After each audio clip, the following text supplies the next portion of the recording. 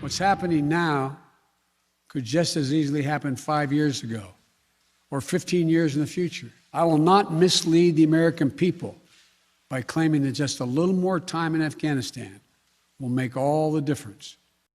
That was President Biden just a few hours ago defending his choice to withdraw U.S. troops from Afghanistan, even as the country's capital falls to the Taliban, the terror group mounting a sweeping offensive over the country the last week, seizing control. Now, images out of Kabul airport show hundreds of Afghans swarming the tarmac, desperate to evacuate from their own country. At least 7 people were killed in that chaos alone. The United Nations also holding an emergency meeting in New York following the takeover. The UN chief asking the nations of the world not to abandon Afghanistan.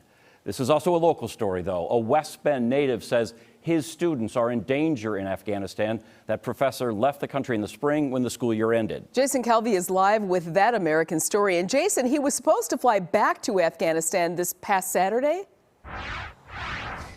Yeah, that's right, Mira. He did not expect to make that trip. When he packed up for the end of the semester in the spring, he packed up all of his things. He says he's not surprised the Taliban took over again, but what he is surprised is the speed at which Afghanistan fell. I have a feeling that not only will some of the students possibly end up being killed. Professor Jeff Murray teaches at the American University of Afghanistan. The only way you're going to change the culture, change the outlook of the country is through education. And the students knew that. And so that's what they were aiming to do, is to, get it as educated as possible so they could do something. After the last semester, he left the school's armored fortress in Kabul. He's in touch with some of his hundreds of former students. The women are the most concerned. So the Taliban will take any women over 12 years of age and marry them off to the fighters as kind of a prize for fighting. USAID, the U.S. Agency for International Development, sponsors the school. Working with the Americans in any other way at all, it will cause most likely, punishment of some sort. It could even just be, retribution, people coming out and killing each other. As many try to escape, Fox News reports the Taliban are already going around searching for those who fought alongside the U.S. military. And the Department of Defense is preparing to house tens of thousands of Afghan refugees on American bases, including the possibility of Wisconsin's Fort McCoy, as the professor hopes his students might be safe amid the Taliban threat.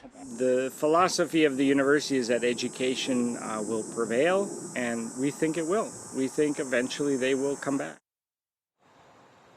Now, the Department of Defense does confirm to me that it does right now have assessment teams on the ground at Fort McCoy in Wisconsin, as well as Fort Bliss in Texas, making sure those 2 sites are appropriate for housing these Afghani refugees. Reporting live in Washington County, Jason Calvi, Fox 6 News. All right, much more to come on that. Jason, thank you for the update.